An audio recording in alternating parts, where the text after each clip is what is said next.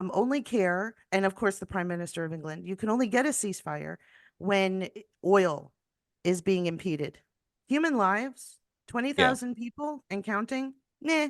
But you take away my petrol, Yeah. stop the shooting.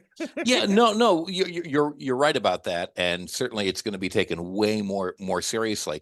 I have, and I think I really think it's just superficial, but you have definitely seen Joe Biden make oh well, we're trying to convince them to wrap things up really quickly, wrap up the genocide as soon as you can, guys, because I'm pulling at his collar, feeling the heat a little bit over here. That seems to be the extent to which they're willing to acknowledge their Because the electoral polling, base. Yeah, they exactly. need Right, the young vote to turn out as they've been doing right, for him and for the midterms.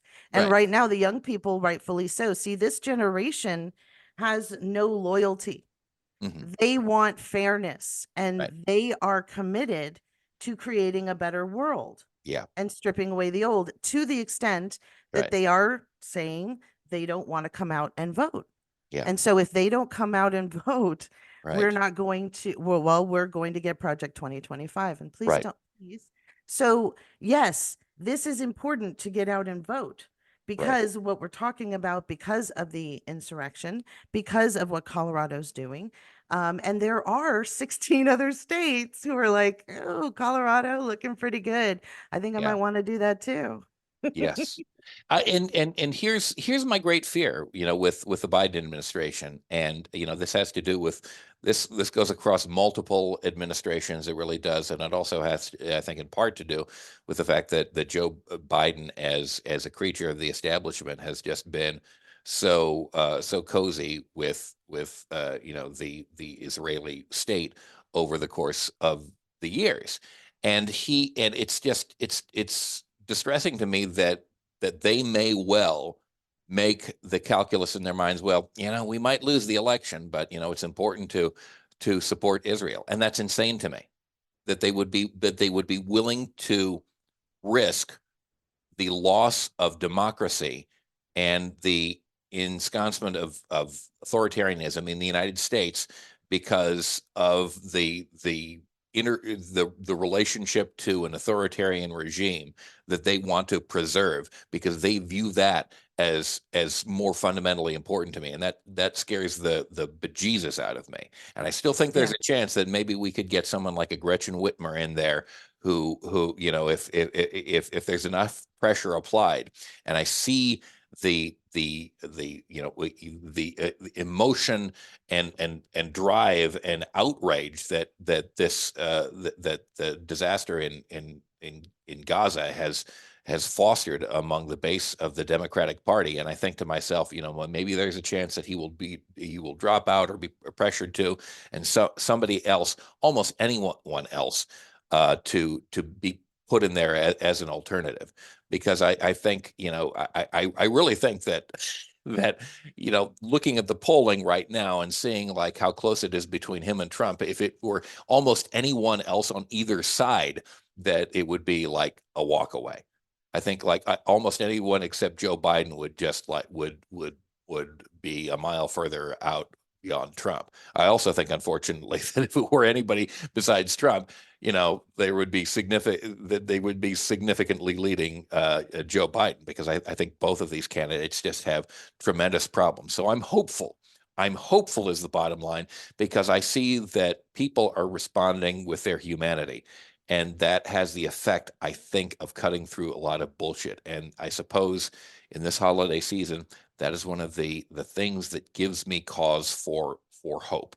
I envision a pleasant field of rolling verdant hills in Delaware, where Joe Biden can retire and give pass the baton, pass the scepter, if you will, along to somebody else who can be more assured of vanquishing the shadow of authoritarianism and banishing it from our land. These are my hopes and my dreams, Suzanne. So I don't know if they're going to come to fruition, but this is the way that I think.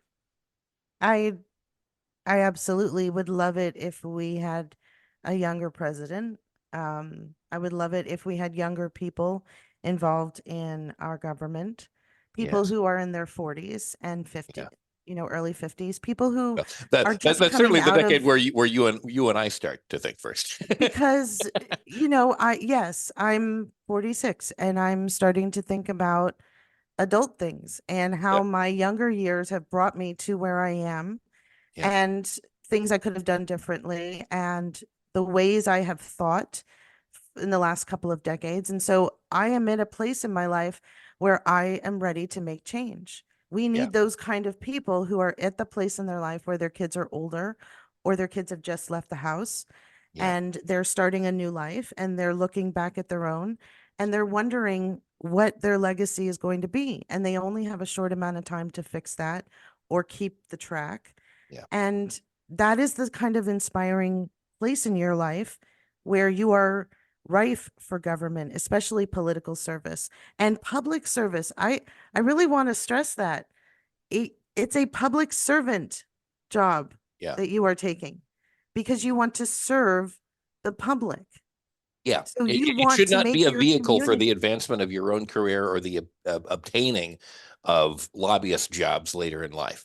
Yeah, you are trying to make this country a better place. And the great thing about this country is that it works well when we all participate. It Yeah. really does. Yeah. When we turn out, we elect Barack Obama. We do amazing things. When we turn out, we tell a ballot um, question that is presented to us that we yes or no, and we codify that into law. We when we speak up is how this country functions properly. It's out of whack. Yes, because of gerrymandering. Yes, because of fraud, and yes, because of lies and manipulation and all that. But let's be honest, folks, we don't turn out. When we see in the polls that high numbers of this country think that Colorado is right, Yeah. think that January 6th was an insurrection and that he shouldn't be on the ballot or any ballot or even running, why aren't those same people showing up to the polls? Because then the turnout, especially on the Democratic side, is so low. So we are able to answer the phone and talk about this shit, but we can't be bothered to hand in a ballot and actually make our voice be known Yeah. where it counts. Yeah. And by the way, that needs to be a whole lot easier. And I understand the reasons why it has been kept from many people. But even before the pandemic, you living as I do in the state of Oregon, we had only vote by mail. And I think that is a wonderful thing. And there is absolutely no reason why that shouldn't be put in place. And all arguments that somehow encourages fraud are complete nonsense and have been disproven again and again. Yeah, I'm in Washington state. Not only is it mail in ballot, mhm. but you are registered automatically when you turn 18. Yeah, that's fantastic. That's That great. is, it's really, really easy. Yeah, yeah, And they have ballot boxes everywhere. yeah, like Starbucks, they have ballot boxes everywhere. yeah. They want you to vote. You Right. need to get people into power who want you to vote. Right. But you see, I mean, it's true that there are individual states, many of them in the South, and controlled by these same, powerful, right-wing white men who like limit that as much as humanly possible and make it deliberately difficult, not only for voting, but limit the windows as much as you can and, have a single like ballot box for, an entire metropolitan area Yeah. and do that sort of thing. So it's I mean there are some structural things that we really need to push in addition. And while I completely agree with you, yes, you need to get out there, and yes, you need to vote, and yes, if it means standing in line for 8 hours, absolutely do that. But also we have to make it easier, and we have to like really fight to make it easier, because that ultimately will you help to put Yeah. things right. And I just love the idea, by the way, as an aside, because I have ADHD as well. Um, uh, the idea that there might be like thousands of, hundreds of thousands or even millions of people across the country in states that decide to take Trump off the ballot who might try to write Donald Trump in. And I just think to myself, well, how many of those people actually know how to write? Oh How my many of goodness. Wait a minute. There the, is, yeah. So there's a catch to that. And oh, Colorado, uh, why did you elect Bobert? This is the same state where we got Bobert. And for yeah. some reason, these people, again, chef's kiss to them. Mhm, Not only is the Secretary of State now taking the name off the ballot, mhm. um, if you write it in, if Yeah. his name appears on the ballot, it is Yeah. disqualified. Oh, So that's no, wonderful. That's yes. fantastic. Oh, I didn't understand that part. That's wonderful. So all That's you people who great. thought, "Oh, I'm going to write it and I'm going to write it in cursive so only the boomers will be able to read it." No, I'm sorry, dude. It's not going to be valid. I'm gonna write it in crayon is what I'm gonna do. That's great. That's oh, you've taken a load off my mind because well, I mean, first I guess I fundamentally wasn't worried because I know like just statistically people are not enough people are going to take the trouble to do that if they did. But now that just takes the question completely off of the table, which is fantastic. That's great. And Yes. this is why I invite Susanne Posel, the host of This Week Again, on every week to talk about this thing because she does her research.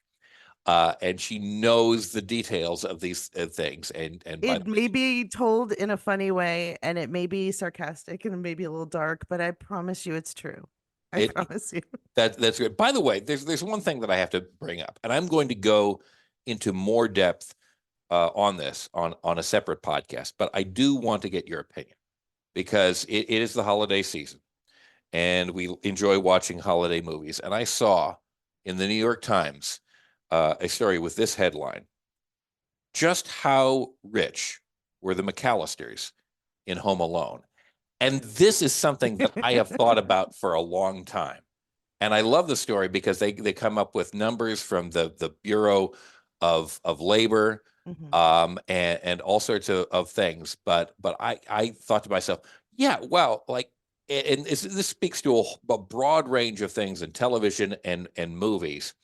But they that was a fancy house that they lived in, and there was Yes. a reason that Daniel Stern and Joe Pesci chose that house to rob from because it looked like it was they had some good stuff to rob in there. And there's a reason why a child living alone in a house like filled with cash reserves and so forth. And there's a reason they could fly off to France and off to Florida in the next a movie. I have thought an awful lot about this. They were extraordinarily wealthy, and yet it's not something that occurs to you immediately. And when I was watching that in the theater as a kid, Home Alone, I think, oh yeah, that's your American family for you, and it makes you think about how often, like the typical American family as portrayed, is basically someone who's very, very wealthy. And even when you have Mhm. something like, from Roseanne back in the 1980s, I don't even like to mention her name these days, but they were supposed to be working class and they still had a really nice house. And you think They about, had a house, like a yeah, single they family had a house. house. They didn't have an Exactly. apartment. Good Right. times, they lived in an apartment.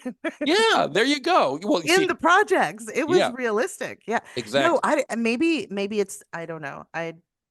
Everything kind of feels everything with America because we have this issue. I don't know, it kind of feels like if you got to portray a white family, it's got to be at least middle class. Yeah, Even if it's on the low end, they at least have to have something. You can't do it, all the way where they're at low class and because that's reserved for the other shows, but yeah.